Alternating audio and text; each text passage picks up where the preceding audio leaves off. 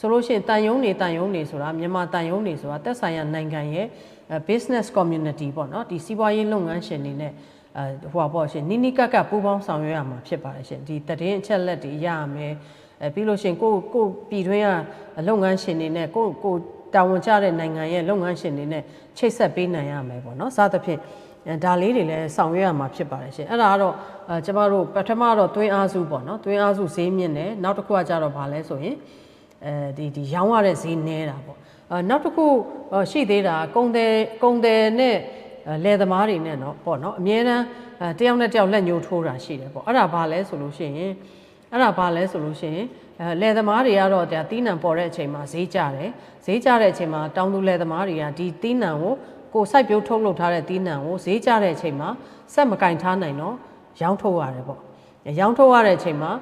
ကုန်တယ်ပွဲစားတွေကနေပြီးတော့မှဈေးကြတော့မှဈေးဝယ်ထားတယ်ပြီးလို့ရှိရင်သူတို့ကဟိုကျမတို့ဗာလဲရှင်ဟို warehouse တွေမှာပေါ့နော်ဂိုးတောင်တွေမှာလှောင်ထားတယ်ပေါ့လှောင်ထားပြီးလို့ရှိရင်ဈေးတက်ပြီဆိုတော့မှရောင်းတာပေါ့နော်ရောင်းတာဆိုတော့ဆိုလို့ရှိရင်ဒါလည်းကုန်တယ်ပွဲစားရဲ့အလုပ်တော့ဖြစ်တယ်သို့တော်လည်းဒီလိုမျိုးဈေးတက်လို့မြတ်တဲ့အမြတ်မျိုးကိုတကယ်စိုက်ပျိုးထုတ်လုပ်တဲ့တောင်သူတွေလည်းရဖို့ဆိုရင်ကျမတို့ကဘာလုပ်ရမလဲဆိုရင် supply chain financing လုပ်ဖို့လိုပါတယ်ရှင် supply chain financing ဆိုတာကတော့ကျမတို့ဒီသွင်းအားစုတွေကိုကြာရင်လည်းကျမတို့ကချင်းငွေထုတ်ပေးတယ်ပြီးလို့ရှိရင်လည်းဒီ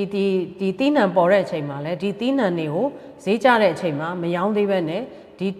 စိုက်ပျိုးတောင်သူတွေကဘာလုပ်မလဲဆိုရင်ခုနလိုဂိုးတောင်တွေမှာတင်ထားပြီးလို့ရှိရင်ဂိုးတောင်တွေမှာဆန်ဘယ်နှတန်တင်ထားပါတယ်ဆိုတော့ဒီဂိုးတောင်ပိုင်ရှင်ရဲ့ဒီ receipt ပေါ့နော်ဆိုလို့ရှိရင်ဓာတ်ပုံနဲ့ဗာနဲ့ပေါ့နော်ဒီပစ္စည်းတွေဒီဂိုးတောင်မှာဒီကုမ္ပဏီကနေတီထောင်ထားတဲ့ဒီဂိုးတောင်မှာဒီတောင်သူကတော့ဖြစ်စံဘဏ္ဍတန်ထားပါတယ်အိတ်ပေါင်းဘဏ္ဍအိတ်ရှိပါတယ်တန်ချိန်အားဖြင့်ဘယ်လောက်ရှိပါတယ်စံအမျိုးအစားဘယ်လောက်ဖြစ်ပါတယ်ဒါဒီလက်ရှိကျဈေးပေါ့နော်ဒါတီးနှံပေါ်တဲ့အချိန်မှာဈေးကျနေတယ်ပေါ့နော်ဒီလက်ရှိပေါက်ဈေးနဲ့ဆိုရင်ဘယ်လောက်တန်ဖိုးရှိပါတယ်ဆိုတော့receipt ပေါ့နော်receipt ဆိုတာဒီပြေစာပေါ့ရှင်ဒီပြေစာလေးကိုဂိုတောင်ကနေထုတ်ပေးတာအဲ့ဒါကိုကျမတို့ကဘဏ်မှာအပေါင်ထားပြီးတော့မှငွေချီးလို့ရတဲ့ဟာပေါ့နော်အဲ့ဒါဒုတိယအဆင့်ပေါ့ရှင်ပထမအဆင့်ကဘာလဲဆိုရင်သွင်းအားစုတွေလိုအပ်တဲ့အချိန်မှာငွေချီးပေးတယ်ပြီးစိုက်ပျိုးတယ်ထုတ်လုပ်တယ်နောက်တီးနှံပေါ်တဲ့အချိန်မှာဒီတီးနှံကိုဒီဂိုတောင်မှာလှောင်ထားဖို့ပေါ့နော်လှောင်ထားဖို့လို့အတွက်ငွေချီးတာပေါ့ပြီးတော့မှဘာလုပ်လဲဆိုလို့ရှိရင်ဈေးတက်မှဈေးရောင်းတယ်ပေါ့နော်အဲ့လိုရောင်းတဲ့အချိန်ကျရင်လည်းဘယ်သူရောင်းလဲဆိုကုန်တယ်ပွဲစားတွေကိုရောင်းတယ်ပေါ့ဒီကုန်တယ်ပွဲစားတွေကကြတော့နိုင်ငံခြားကိုပြန်ပြီးတော့မှ export လုပ်တဲ့အချိန်မှာဒီကုန်တယ်ပွဲစားတွေကလည်းဟိုမှာဝယ်လိုအားကဟိုထားပါတော့နော်စံတန်ချိန်9တန်းရှိနေတယ်ဒါပေမဲ့သူတကယ်တတ်နိုင်တာစံတန်ချိန်3တန်းအတွက်ပဲတတ်နိုင်တယ်သို့တော်လည်းဟိုမှာဝယ်လိုအားရှိနေဆိုကြံတဲ့စံတန်ချိန်4တန်းအတွက်သူငွေလိုတယ်ဆိုရင်လည်းအဲ့ဒါဘာလို့ခေါ်လဲဆိုရင် trade financing လို့ခေါ်ပါတယ်ရှင့်ဒီကုန်သွယ်ရေးမှာခုနကပေါ့နော်ဟိုဘာပေါ့တန်ချိန်3တန်းစာပဲအရင်နည်းရှိတယ်တကယ်တမ်းဟိုဒီပစ္စည်းကလည်းတန်ချိန်9တန်းရောင်းစရာရှိတယ်ဝယ်မဲ့လူလည်းရှိတယ်ရောင်းမဲ့လူလည်းရှိတယ်သို့တော်လည်းဒီကြားတွေကနေကုန်တယ်ကနေပြီးတော့မှဒီတန်9တန်းလုံးကိုငွေမတက်နိုင်ဘူးအရင်နည်းမတက်နိုင်လို့ရှိရင်ကျမတို့ဘဏ်တွေကနေထုတ်ချီးတဲ့စနစ်ပေါ့ရှင့်အဲ့ဒါကို trade financing လို့ခေါ်တာဖြစ်ပါတယ်ရှင့်အဲ့ဒါတွေအကုန်လုံး3ခုလုံးပေါင်းလိုက်မှကျမတို့ကsupply chain financing supply chain ဆိုတာဘာလဲဆိုလို့ရှိရင်ဟိုစိုက်ပျိုးထုတ်လုပ်တာကနေစပြီးတော့မှနောက်ဆုံးတကယ်ဝယ်ယူပြီးတော့မှသုံးစွဲတဲ့သူအဆင့်ထိဒီကြားတွေကအဆင့်တစ်လျှောက်လုံးကို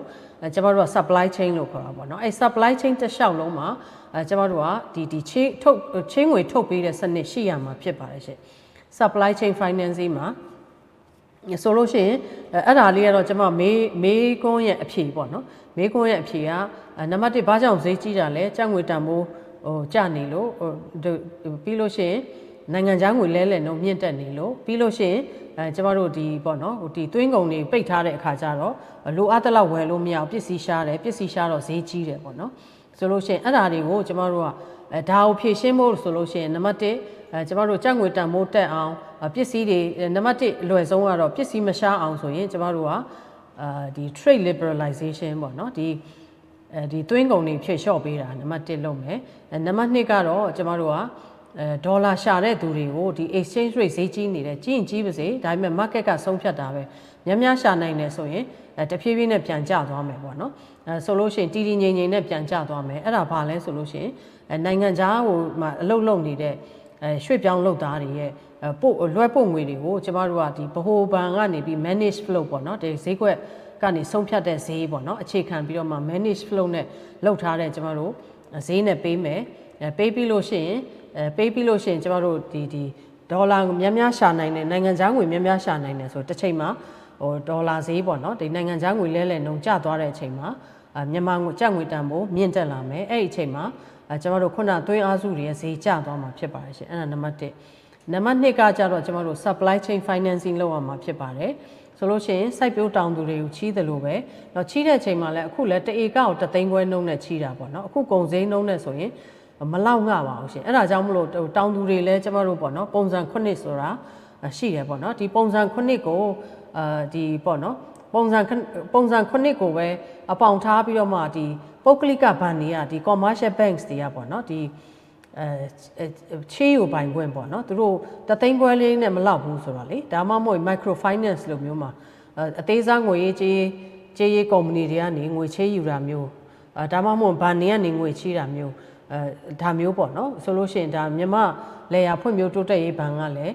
တဧက3သိန်းခွဲနဲ့ချီးပေးတာဆိုရင်သူတကယ်ပိုင်ဆိုင်တာမှန်ကန်နေဆိုရင်ဒါချီးပေးတာမျိုးပေါ့နော်